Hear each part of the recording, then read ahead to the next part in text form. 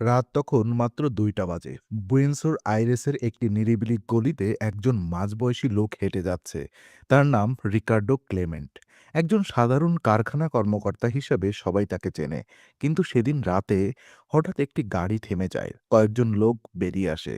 এক মুহূর্ত সময় নষ্ট না করে তাকে গাড়িতে তুলে নেওয়া হয়। না কোনো চিৎকার, না কোনো গোলাগুলি। নিখুঁত নীরবতায় সম্পন্ন হয়ে যায় পুরো অভিযান।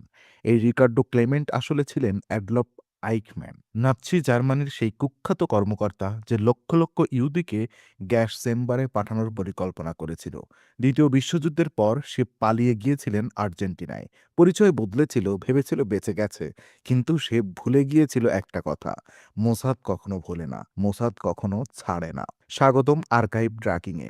আজ আমরা কথা বলবো পৃথিবীর সবচেয়ে রহস্যময়, সবচেয়ে নির্ভুল এবং সবচেয়ে ভয়ঙ্কর গোয়েন্দা সংস্থা সম্পর্কে। ইসরায়েলের মোসাদ কিভাবে কাজ করে এই সংস্থা, কেন বিশ্বের প্রতিটি দেশ, প্রতিটি সন্ত্রাসী সংগঠন, এমনকি পরাশক্তিগুলো এদের নাম শুনলে সতর্ক হয়ে যায়। আজকের এই ডকুমেন্টারিতে সেটাই জানবো আমরা। ১৯৪৮ সাল, ইসরায়েলের রাষ্ট্রমাত্র প্রতিষ্ঠিত হয়েছে। চারিদিকে শত্রু। আরব দেশগুলো একজোট হয়ে আক্রমণ করেছে। সদ্যজাত একটি দেশ, যার নিজস্ব কোনো পরিপক্ক সামরিক কাঠামোও নেই ঠিকমতো।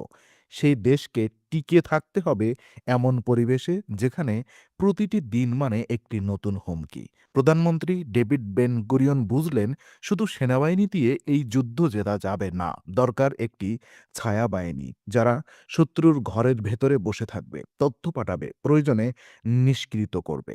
১৯৪৯ সালের ১৩ই ডিসেম্বর আনুষ্ঠানিকভাবে প্রতিষ্ঠিত হল হামোসাদ লেমোডি ইন উলটাফকিডাম মেওহেডাম, যার সংক্ষেপে মোসাদ, অর্থ প্রতিষ্ঠান। কিন্তু এই প্রতিষ্ঠান কোনো সাধারণ অফিস নয়, এটি সরাসরি ইসরায়েলের প্রধানমন্ত্রীর কাছে জবাবদিহি করে। কোনো মন্ত্রণালয় নেই, কোনো সংসদীয় কমিটির নিয়মিত তদারকি নেই। প্রধানমন্ত্রীর একটা সবুজ সংকেত, ব্যাস, অভিযান শুরু। এই সাংগঠনিক কাঠামোটাই মোসাদকে এত দ্রুত, এত নির্ভুল এবং এত বেপরোয়া করে তুলেছে। মোসাদের প্রথম পরিচালক ছিলেন রুভেন শিলয়া। কিন্তু এই সংস্থাকে আসল রূপ দিয়েছিল ইসার হারেল, যাকে বলা হতো ছোট ইসার। উচ্চতায় ছোট হলেও মানসিকতায় তিনি ছিলেন পাহাড়। তার নেতৃত্বেই মোছাদ প্রথমবারের মতো বিশ্বকে দেখিয়ে দেয় একটি ছোট দেশের গোয়েন্দা সংস্থাও পৃথিবীর যে কোনো প্রান্তে অপারেশন চালাতে পারে। আইকম্যান অপহরণ ছিল তারই প্রথম বড় প্রমাণ। ১৯৬০ সালে আর্জেন্টিনা থেকে আইকম্যানকে ধরে আনা হয় ইসরায়েলে। বিচার হয়, মৃত্যুদণ্ড হয়, পুরো বিশ্ব হতবাক। একটা স্বাধীন দেশের ভেতর ঢুকে সেই দেশের পুলিশের নাকের ডগায় একজন মানুষকে তুলে নিয়ে গেছে মোসাদ, কোনো সংঘর্ষ ছাড়া, কোনো সাক্ষী রাখা ছাড়া। এই একটি অভিযানই মোসাদের কিংবদন্তির ভিত্তি গড়ে দেয়। ভেতরের কাঠামো কিভাবে সংগঠিত এই ছায়া সাম্রাজ্য। মোসাদ সম্পর্কে সবচেয়ে ভয়ঙ্কর সত্য হলো এই সংস্থার মোট কর্মীর সংখ্যা, তাদের বাজেটের বিস্তারিত, এমনকি অনেক পরিচালকের নামও দশকের পর দশক ধরে সম্পূর্ণ গোপন ছিল। ইসরায়েলের মিডিয়া আইনে একসময় মোসাদের পরিচালকের নাম প্রকাশ করাও নিষিদ্ধ ছিল। তবে বিভিন্ন ফাঁস হওয়া তথ্য, সাবেক এজেন্টদের স্মৃতিকথা এবং গবেষকদের বিশ্লেষণ থেকে মোসাদের ভেতরের কাঠামো সম্পর্কে কিছুটা ধারণা পাওয়া যায়। মোসাদের মূল বিভাগ কয়েকটি। প্রথমটি হলো কালেকশন ডিপার্টমেন্ট। এটাই মোসাদের হৃদয়। এখানে কাজ করেন তাচ্ছা নামে পরিচিত অফিসাররা। তাচ্ছা মানে শুধু গুপ্তচর নয়, এরা হলো কেস অফিসার। এরা বিদেশে থাকেন, স্থানীয় মানুষের মধ্যে মিশে যান, তথ্যদাতা নেটওয়ার্ক তৈরি করেন। একজন তাচ্ছার বছরের পর বছর হয়তো কোনো দেশে বসবাস করে, সেখানে ব্যবসা করে, সংসার করে, কিন্তু আসলে সে পুরোটা সময় তথ্য সংগ্রহ করছে। দ্বিতীয় বিভাগ হলো মেতসাদা। এটি মোসাদের সবচেয়ে গোপন ইউনিট। এরাই মূলত গোপন অভিযান, গুপ্ত হত্যা এবং অনুপ্রবেশের কাজ করে। এদের সম্পর্কে প্রায় কিছুই জানা যায় না। তৃতীয় বিভাগ হলো নেভিয়ত, প্রযুক্তিগত নজরদারি বিভাগ। ফোন ট্র্যাপিং, ইলেকট্রনিক্স নজরদারি এবং গোপনে ভবনে প্রবেশ করে ডিভাইস স্থাপন করা এদের কাজ। চতুর্থ আছে সাইবার ও প্রযুক্তি বিভাগ। এই বিভাগটি আধুনিক যুগে মোসাদকে সম্পূর্ণ নতুন মাত্রা দিয়েছে। পেগাসাস স্পাইওয়ার নাম হয়তো অনেকেই শুনেছেন। ইসরায়েলি কোম্পানি এনএসও গ্রুপ এর এই তৈরি সফটওয়্যার একটি স্মার্টফোনকে সম্পূর্ণ নজরদারির যন্ত্রে পরিণত করতে পারে। ক্যামেরা, মাইক্রোফোন, মেসেজ সব কিছুতে প্রবেশাধিকার পায়। মোসাদ এবং ইসরায়েলি সরকারের সাথে এনএসওর সম্পর্ক নিয়ে বছরের পর বছর বিতর্ক চলছে। মোসাদের আনুমানিক বার্ষিক বাজেট $2.7 বিলিয়ন কাছাকাছি, যা অনেক মাঝারি দেশের পুরো প্রতিরক্ষা বাজেটের চেয়ে বেশি। এই বিশাল অর্থের বলেই তারা পৃথিবীর যেকোনো প্রান্তে সর্বোচ্চ মানের অপারেশন পরিচালনা করতে পারে। অপারেশন রাত অব গড ইতিহাসের সবচেয়ে নিষ্ঠুর প্রতিশোধ। ১৯৭২ সাল মিউনিক অলিম্পিক, ফিলিস্তিনি জঙ্গি গোষ্ঠী ব্ল্যাক সেপ্টেম্বরে ১১ জন ইসরায়েলি অ্যাথলেটকে জিম্মি করে। ঘণ্টার পর ঘণ্টা টেনশন, জার্মান পুলিশের উদ্ধার অভিযান ব্যর্থ হয়। ১১ জন অ্যাথলেটই নিহত হন। পুরো ইসরায়েল শোকে স্তব্ধ। কিন্তু প্রধানমন্ত্রী গোল্ডা মেইর শুধু কাঁদেননি, তিনি একটি সিদ্ধান্ত নিলেন। যারা এই হামলা পরিকল্পনা করেছে, যারা অর্থ দিয়েছে, যারা অস্ত্র দিয়েছে, পৃথিবীর যেখানেই থাকুক, একে একে খুঁজে বের করে হত্যা করতে হবে। শুরু হলো অপারেশন রাত অব গড, ঈশ্বরের ক্রোধ। পরের ১১ বছর ধরে মোসাদ একে একে সেই তালিকার প্রতিটি মানুষকে খুঁজে বের করেছে। রোমে, প্যারিসে, বৈরুতে, নরওয়েতে, সাইপ্রাসে, যেখানেই তারা লুকিয়েছে মোসাদ সেখানে পৌঁছে গেছে। কাউকে গুলি করা হয়েছে, কাউকে বোমায় উড়িয়ে দেওয়া হয়েছে, কাউকে বিষ দেওয়া হয়েছে। এই অপারেশনের একটি ঘটনা বিশেষভাবে উল্লেখযোগ্য। নরওয়ের একটি ছোট্ট শহর লিলিহ্যামারে মোসাদের এজেন্টরা ভুলবশত একজন নিরীহ মরক্কান ওয়েটারকে হত্যা করে ফেলে। ভেবেছিল সে লক্ষ্যবস্তু। এটাকে বলা হয় মোসাদের ইতিহাসে অন্যতম বড় ব্যর্থতা। কিন্তু এই একটি ঘটনা বাদে বাকি পুরো অপারেশন ছিল নিখুঁত। এই অপারেশন থেকে পৃথিবী বুঝেছিল মোসাদ শুধু গোয়েন্দা সংস্থা নয়, এটি একটি ন্যায় বিচারের বাইরের বিচারক, যে নিজেই রায় দেয়, নিজেই দণ্ড কার্যকর করে। তাচ্ছা, পরিচয়হীন যোদ্ধার জীবন। মোসাদের সবচেয়ে রহস্যময় মানুষগুলো হলেন তাচ্ছারা। তারা বছরের পর বছর বিদেশে থাকেন ভুয়া পরিচয়ে।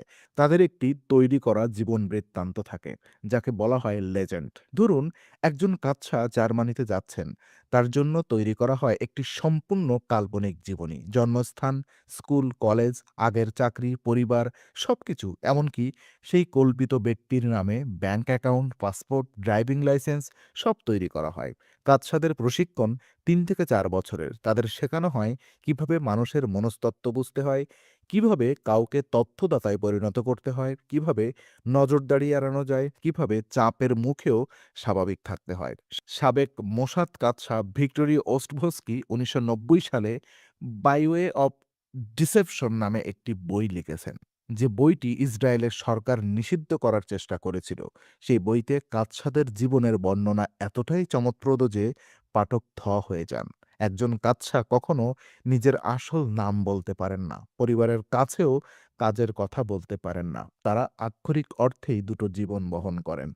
তো পরমাণু অস্ত্রের গোপন যুদ্ধ এবং বিজ্ঞানী হত্যা। মধ্যপ্রাচ্যে পরমাণু অস্ত্রের প্রসঙ্গ উঠলে ইসরায়েলের উদ্বেগ তুঙ্গে পৌঁছায়। ইরান যদি পারমাণবিক বোমা বানাতে পারে, তাহলে ইসরায়েলের অস্তিত্ব সরাসরি হুমকিতে পড়বে। এই ভয়টাই মোসাদকে একের পর এক অবিশ্বাস্য অভিযানে পাঠিয়েছে।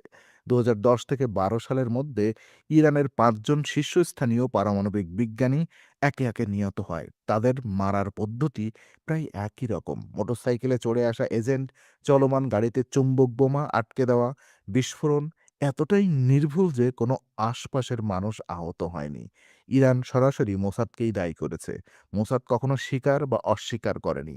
কিন্তু পশ্চিমা গোয়েন্দা বিশেষজ্ঞরা এবং সাংবাদিকরা প্রায় নিশ্চিত এটা মোসাদের কাজ। এর চেয়েও বড় ঘটনা ঘটে ২০১৮ সালে। মোসাদের এজেন্টরা তেহরানের একটি গুদামঘরে প্রবেশ করে ইরানের গোপন পারমাণবিক কর্মসূচির হাজার হাজার নথি এবং সিডি চুরি করে নিয়ে আসে। মোট ৫৫,০০০ পাতার নথি এবং ১৮৩টি সিডি। প্রধানমন্ত্রী নেতানিয়াহু পরে একটি সংবাদ সম্মেলনে এই নথিগুলো প্রকাশ করেন। পুরো বিশ্ব অতবাক। ইরানের মতো একটি দেশ, যেখানে হাজারো হাজারো নিরাপত্তা কর্মী, সেখানে সর্বোচ্চ গোপনীয়তায় রাখা হয় পারমাণবিক তথ্য, সেখানে ঢুকে তথ্য চুরি করে আসা। সাইবার যুদ্ধের নতুন যুগ, স্টানসনেক্স থেকে পেগাসাস। ২০১০ সালে ইরানের নাতানজা পারমাণবিক কেন্দ্রের সেন্ট্রিফিউজগুলো হঠাৎ একে একে নষ্ট হতে শুরু করে। ইরানের বিজ্ঞানীরা বুঝতে পারছিলেন না কি হচ্ছে। প্রতিদিন মেশিন খারাপ হচ্ছে, অথচ কারণ খুঁজে পাওয়া যাচ্ছে না। কারণ ছিল একটি কম্পিউটার ভাইরাস, স্টাক্সনেস। এটাকে বলা হয় ইতিহাসের প্রথম সাইবার অস্ত্র। এই ভাইরাস শুধু সেন্ট্রিফিউজ নিয়ন্ত্রণ করা কম্পিউটারকে লক্ষ্য করে তৈরি করা হয়েছিল। এটি ধীরে ধীরে সেন্ট্রিফিউজের গতি বাড়াতো এবং কমাতো, এমনভাবে যে মেশিনের ভেতরের যন্ত্রাংশ নষ্ট হয়ে যায়, কিন্তু নিয়ন্ত্রণ প্যানেলে সবকিছু স্বাভাবিক দেখায়। স্টাক্সনেট যুক্তরাষ্ট্র ও ইসরায়েলের যৌথ প্রকল্প বলে ব্যাপকভাবে বিশ্বাস করা হয়। এই একটি ভাইরাস ইরানের পারমাণবিক কর্মসূচিকে কয়েক বছর পিছিয়ে দিয়েছিল, একটি বোমা না ফেলে, একটি সৈন্য না পাঠিয়ে। এরপর আসে পেগাসাস স্পাইওয়ার।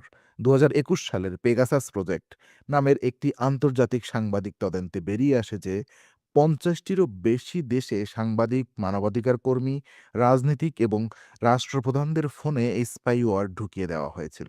ফ্রান্সের প্রেসিডেন্ট ইমানুয়েল ম্যাক্রোর ফোন নম্বরও সেই তালিকায় ছিল।